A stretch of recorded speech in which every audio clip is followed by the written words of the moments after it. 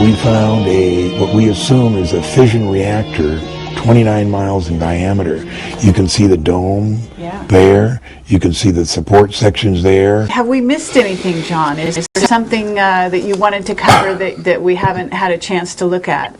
Just let me talk a little bit about the civilization on the moon, because that's been the thrust of my... And tell us something about the glass structures that Hoagland's talking about, because he calls it glass. He said it's a special kind of glass, but do you agree with him? No. Okay, and why not? Because he's talking about, I think, the Apollo 14 pictures, and his thrust is those glass structures are domes. Right. And those domes are what contain the air. No, the air, it's a thin atmosphere, but as you know, according to Boyle's law, in an atmosphere, the lower it is, the thicker it is.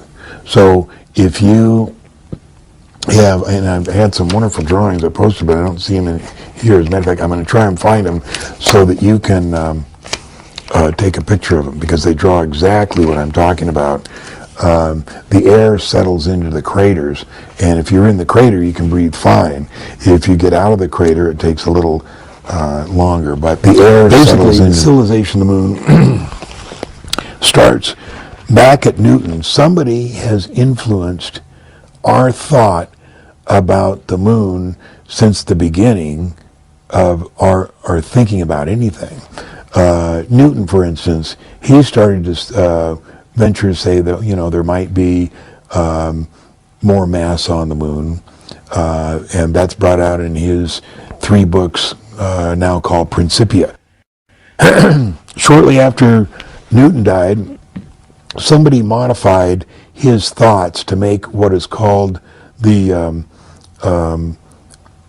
Newton law of universal gravitation, which is Fg equals g times m1 m2 over r2. And he didn't come up with that. That was somebody else. He didn't think that you had to specify what the mass was. But anyway, in 1856, there was a Danish mathematician and astronomer named Peter Andreas Hansen. And he proposed, he had been researching the times and the periods of Saturn and several other things. He was very knowledgeable. But anyway, he was also looking at the moon. And he had found something strange about the moon, that when you did the predictions on where the moon should be for a particular time, for its particular mass, it was not there.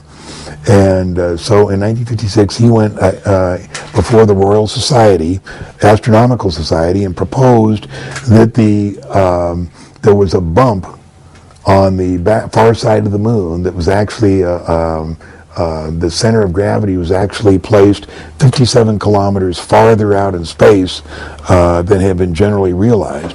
And for that reason, he thought that there might be atmosphere on the far side, and with this atmosphere, he thought there might be plants, vegetables, and maybe even human life. So he was regarded as a hero and a very interesting guy up until 1870, when a guy named Simon Newcomb came to Paris and told everybody that Peter Andreas Hansen was full of beans, there was not a shred of truth to it, and that even if he was right about these different times, that it wouldn't make any difference. So guess who Simon Newcomb was? He was a rear admiral in the U.S. Navy and head of the U.S. Naval Observatory in Washington, D.C. So the reason people have trouble with an atmosphere on the moon is, to have an atmosphere, you have to have gravity. And people think that it's 1/6 gravity, and they've been sold that over the years.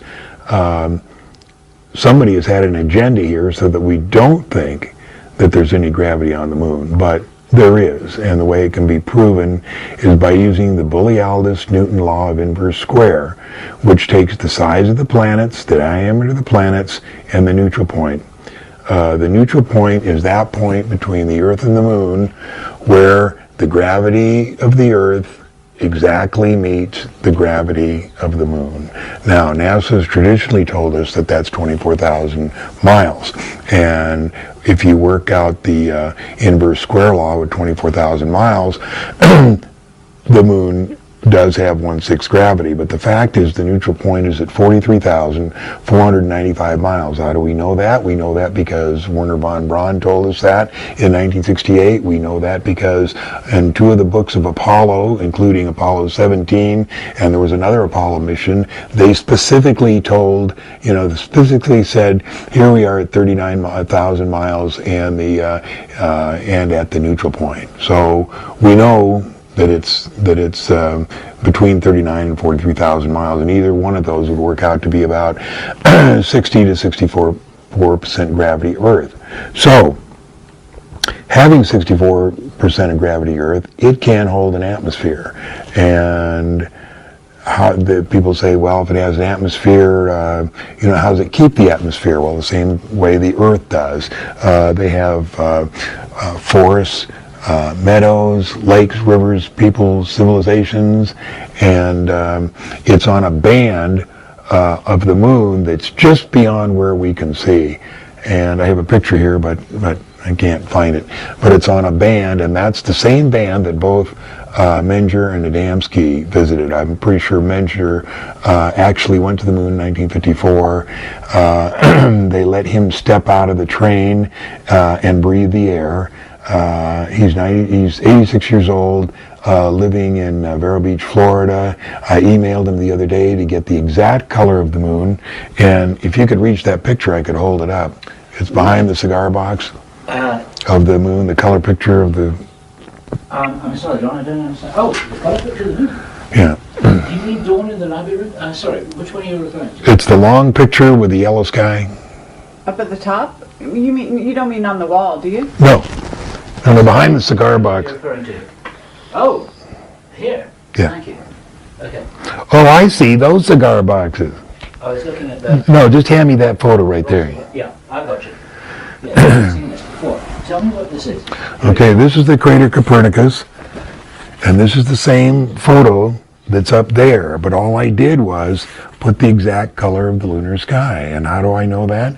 Because I emailed Howard Menger in Florida, who took a trip there in 1954, and when he looked up into the sky, he said that's the exact color he saw.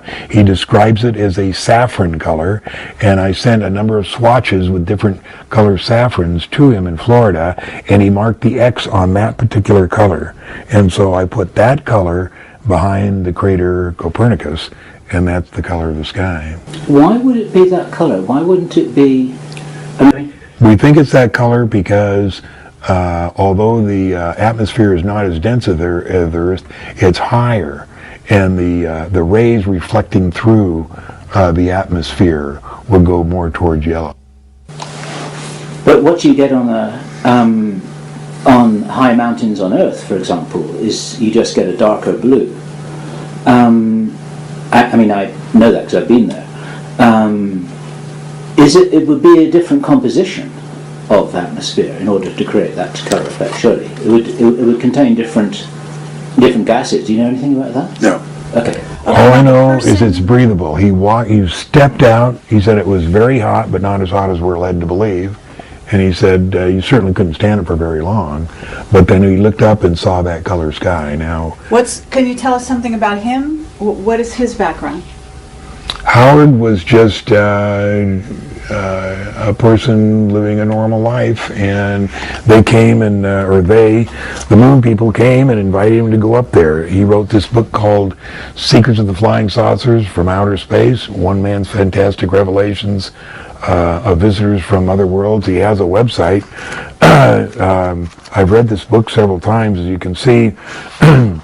Here I've highlighted exactly, he says what he did on the moon, where he was taken. There was a lot of other people. He said the place he went, one of the places was like the Valley of Fire in Nevada. He says, there we stopped long enough for our guide to open the door and permit us to stick our heads out for a brief moment, which was all one could take, for it was terribly hot outside, like a blast furnace. I was certain that no one could have lived outside very long and was glad to have shut the door. So is that maybe a basis for the domes as well? Because you know you can Right. regulate temperature. You can regulate. Yeah, I'm sure there's small domes. I don't think there's any like Hoagland is saying, though. Huge domes all over the place. Here he says, I looked up in the sky. It was a yellowish color. When looking, I had a queer impression that if I walked some distance, I would fall off since the horizon was so foreshortened. There was other groups with him, along with ordinary folks, scientists, geologists, electronic engineers, rocket experts, astronomers, and... So this guy is, you say, in his 80s at this point? 86. He was 86 the other day. Have you met him in person? Not in person, only on email. But written to him. basically, as far as you're concerned, he has no reason to lie, right? No, because his story is the same as George Adamski's, Truman Bethayrum, what the government labeled as contactees, which was their way of saying, yeah, well, you know, they're just contactees. And I think both of Adamski and Menger became very important sources for the government. When I first got into this, 20 years ago, and people would say, think flying saucers are real? I'd say, yeah, but, that George Adamski stuff was all bullshit. It wasn't. It was all real. So was Howard Menger. So was Truman Bethayrum and Daniel Fry. All those people were telling, the exact truth. But the fact is, if you've been to Living Moon, you've seen the original government papers on who was involved in the anti-gravity project in 1952, and Lear Incorporated, my father's company, is listed right there. And there's a video floating around on the web that shows him at the blackboard teaching scientists at the Bonson Institute how a flying saucer flies. And this was probably 1954 or 1955. But the fact is, we had anti-gravity solved in 1957 or 1958, and we started building our own craft and went to the moon in 1962. And Mercury, Gemini, Apollo was just a cover for all that was really going on. And now, what do you say about all the NASA pictures, all the Apollo photos of the moon which do not show a saffron sky? What's going on there? Yeah, it always shows pure black, and the reason is they couldn't show the real color. That's why all those photos are so fake. That's why there's no stars there. They didn't have much of a choice, They're trying to say that it's dark, that it's a vacuum. Well, first of all, it can't be a vacuum because Neil Armstrong says he could pick up the dust with his toe, and we all know that a vacuum, that the dust will settle into a crust, and you can't pick it up with your toe.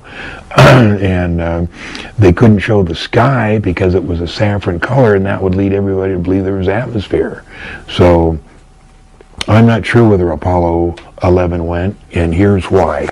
Now, it may have gone to the moon, the command service module, and may have orbited the moon, but the problem I have is they only had 22,000 pounds of fuel, and they went into an orbit that was about 50 miles by about 10 miles. This would be impossible with 64% gravity, but even if it was, from 10 miles they'd have to go down to the lunar surface, land, and then take off with 22,000 pounds of fuel.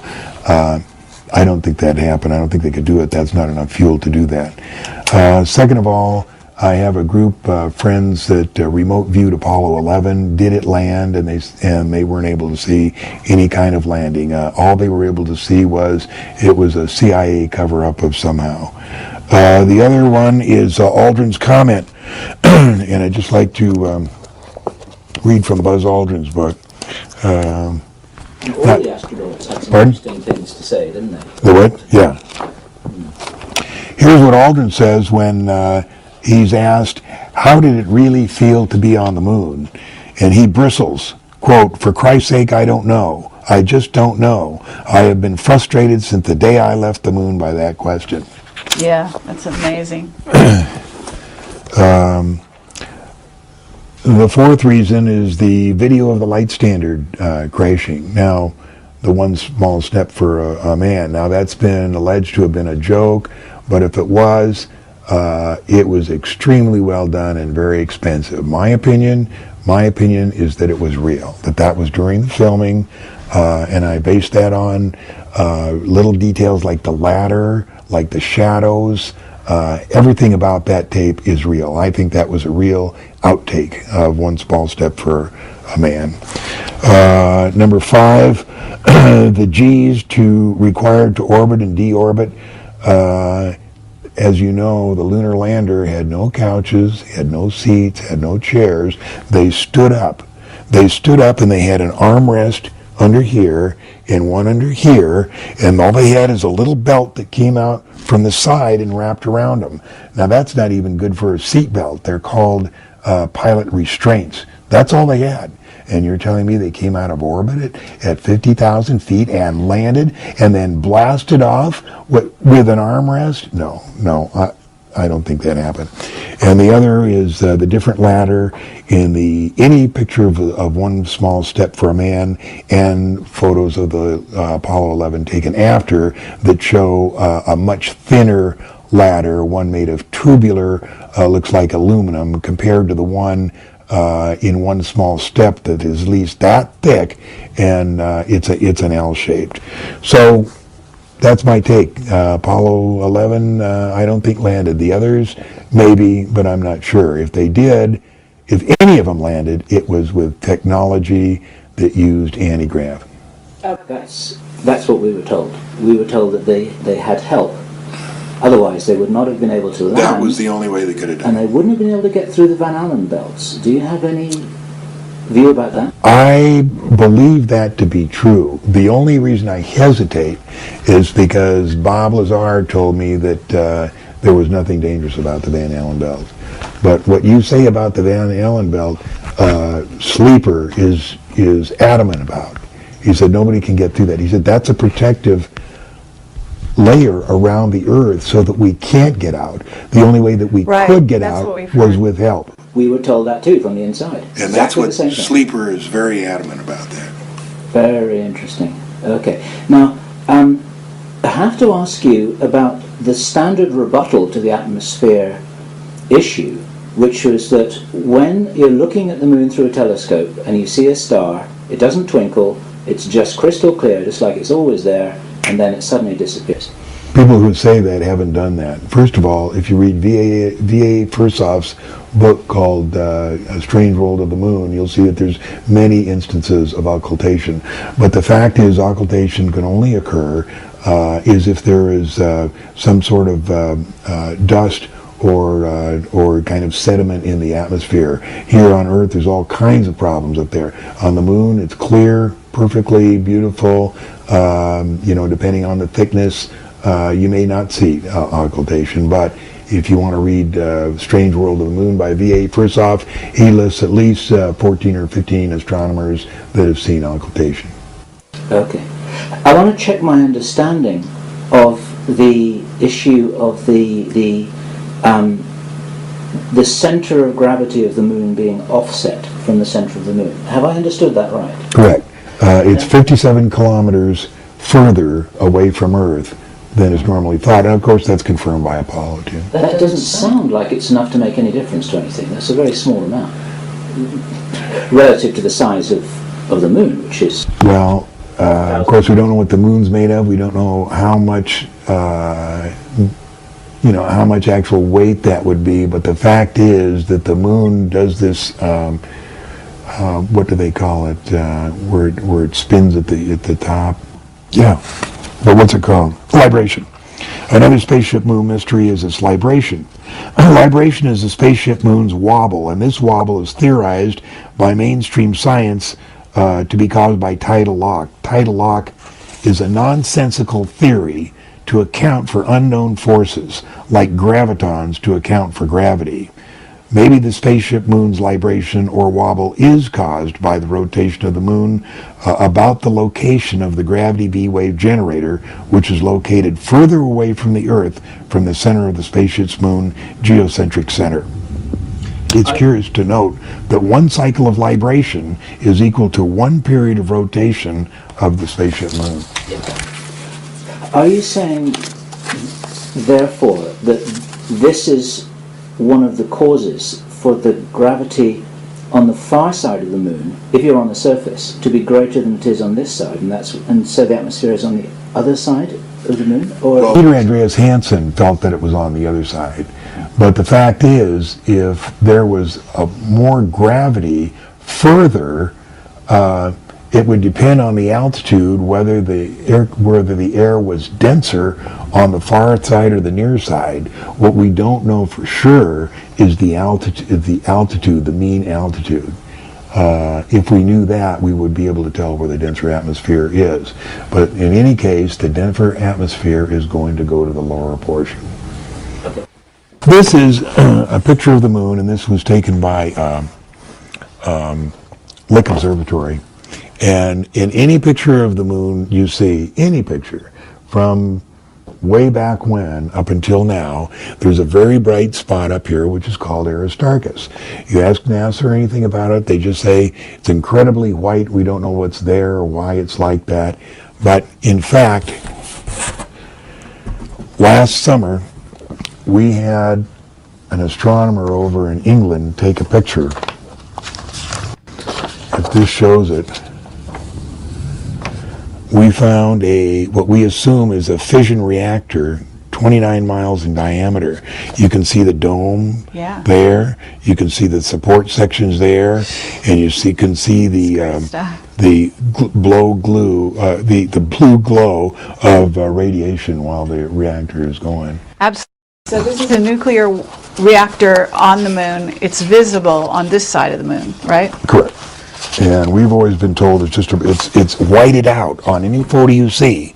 They just take a whiteout and they put it there. So but in this fact, is it's a incredible. beautiful. Now, did you talk to Hoagland about that? I can't remember whether I did, but I know he wouldn't admit it. This is the Clementine photo. You see how it's been airbrushed? All it is, just lines there.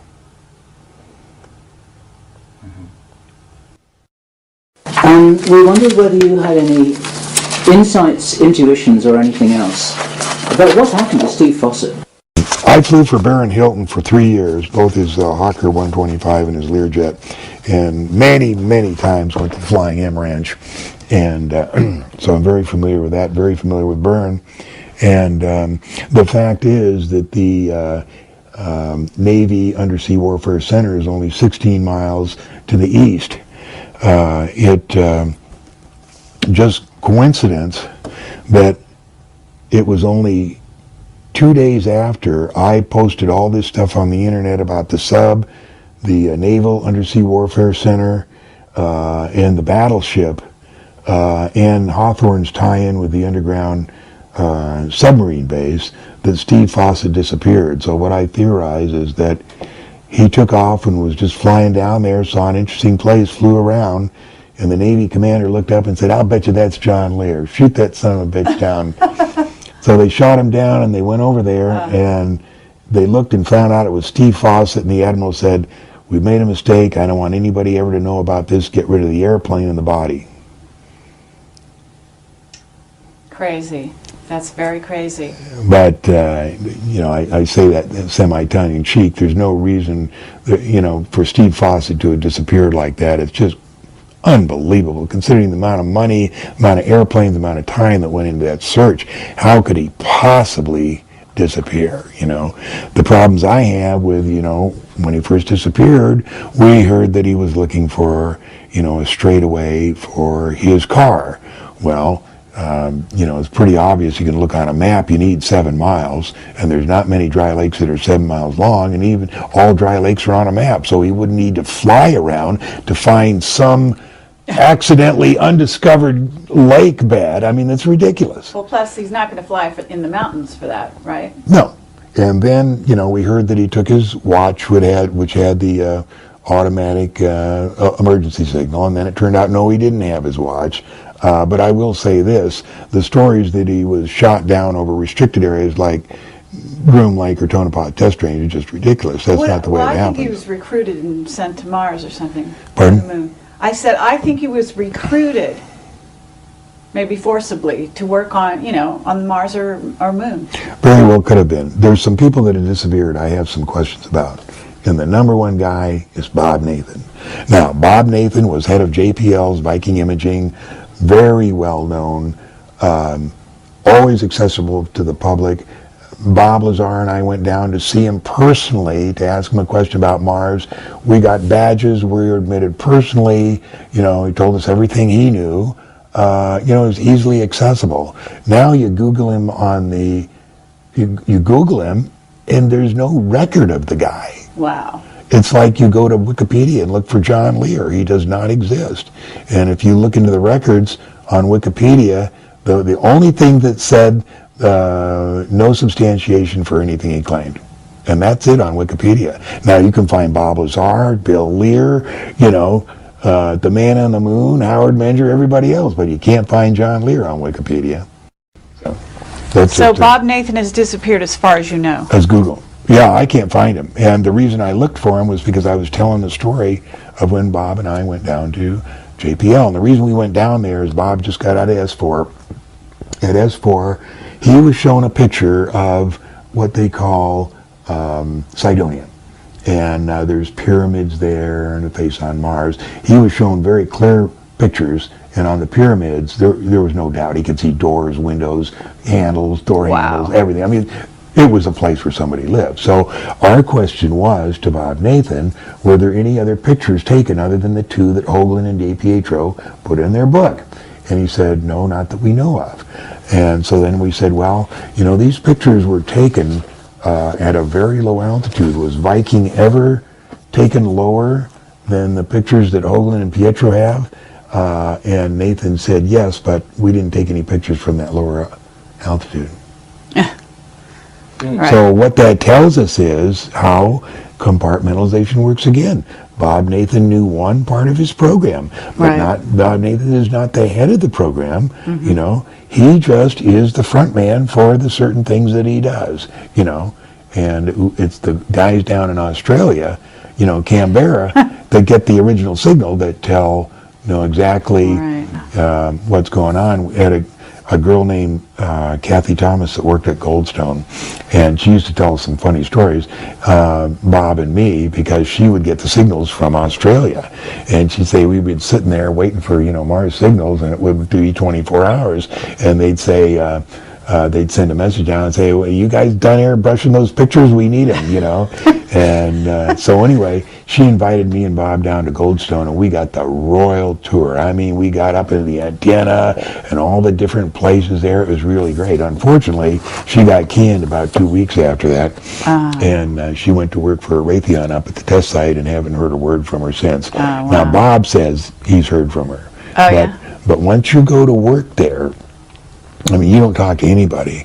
For instance, if you go to work for Space Command in Colorado Springs, when you get hired, you're told to say goodbye to all your friends because you're going to have a whole new set of friends, and they don't want you to accidentally, meet an old friend and say, hey, you'll never guess what I'm doing now.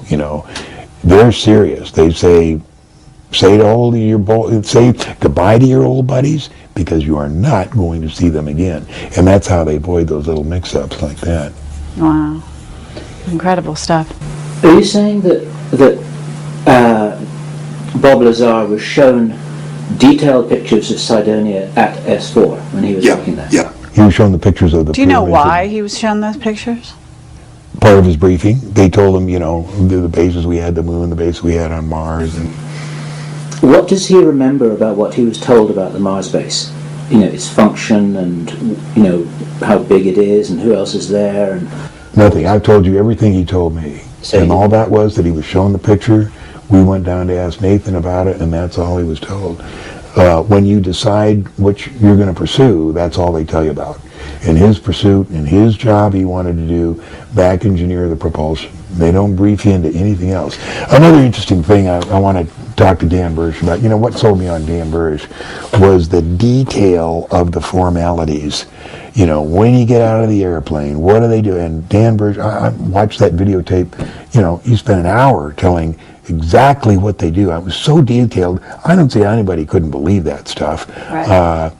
You just couldn't make that stuff up about being escorted here and the changing of the guard and all that stuff. Well, one of the things he said, he was weighed, they're weighed in and out, and very carefully, and what I want to tell him is the reason that, that just came in a couple of years ago is because that started with Bob Lazar, because on one of his trips up there, he took that little 110 camera that was just about that big, and they didn't search him in those days, and he walked right into S4 with it, and he had a chair, and he leaned back like that, and he put it up into the leg. And then he was going to take a picture and bring it out, but we had his problem before he got it out. So after he left, somebody found that camera, and that's when all the weighing started. That's a great story. Okay, John, I have one last question. Okay. You flew for years and years and years, right?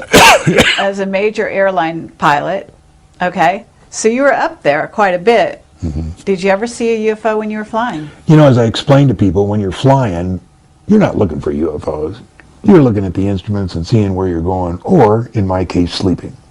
So, and then at night, when it's easier to see UFOs, you're not looking outside. First of all, you've got a brightly lit instrument panel here, and it's reflecting on the window, and there's all kinds of reflections around. You're paying attention to what's going on, or, like me, sleeping, and so it's very difficult. You wouldn't have the chance to notice a UFO.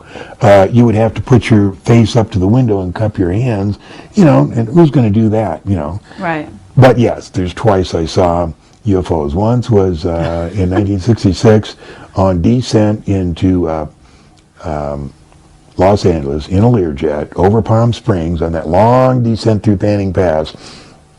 And I was descending, and I saw a white object going left to right across the front of me, and it looked exactly like an M2F2, and that's the flying bathtub that, the $7 million man crashed in. Remember that series? It didn't have any engines, or it had a little engine, but that was for landing, and it looked like a flying bathtub. You mean the $6 million man, right? Yeah. Yeah. And so when I landed, I even took the time to call the chief pilot of Learjet, Hank Beer, and I said, hey, you're never going to believe what I saw. The M2F2 passed me today, going into Palm Springs. Only years later did I realize how ridiculous that was. That an M2F2 would be flying across the main approach path to Los Angeles International Airport. They only flew that thing way out in the desert. So, obviously that was something. Okay, so twice. So that's one. One, and then in Lockheed L-1011, here just before I retired, with Kitty Hawk International going westbound over the Midwest. No, it was just like south of Chicago.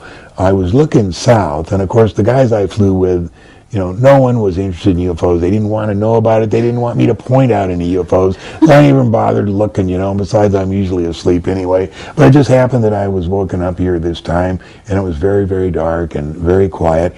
And I saw this thing come like this and go just way out in outer space. I said, wow, that was really something. And then I saw another one. Bam! Out that, I said, boy, that's really something. I ought to tell these guys, but as soon as I do, there's not going to be another one, and I'm going to look like an idiot. So then here comes the third one. Boom! Like that. And I said, well, I'm going to try it. And I said, hey, guys, I want you to look at something over here. And they both came over there, and a fifth one came. And he went, boom, like that. And both of them sat down. Boy, I never saw anything like that. So that was the second time. And it was really great because they both got to see That's it. amazing. There was no denying it. Wow. I mean, they were both That's in a fabulous. state of shock. And, it was definitely a UFO, whether it was too small to see what was So what flying. year was that? Do you remember? Would have been 98, 97, Really? 98. Yeah. Not that long ago. So I'm sure that must have been our stuff. Okay, so people say, okay, John, there's flying saucers and reptilians and secret bases and secret satellites, and we did our own 9/11. We bombed ourselves, and there's wars, and you say there's nuke wars incoming. You know, what are we supposed to do with all this? I mean, what's the point of all this? The point of all this is to try and advance in your life. And the way that you can do that is to try and live your life without envy, hate, or greed. Also, to spend as much time with your family and tell them how much you love them. That's really all we can do. We can't be responsible for the bad guys. We can't be responsible for the children that are having so much trouble in the world. We can't be responsible for the nuclear wars that are going on. All we can do is be responsible for ourselves. And that's to live our lives without envy, hate, or greed, and to tell each member of our family how much we love them, and to tell them that every day. I try without living without envy, hate, and greed, but there sure are a lot of assholes out there. So, That's great. I think we'll make that our ending. But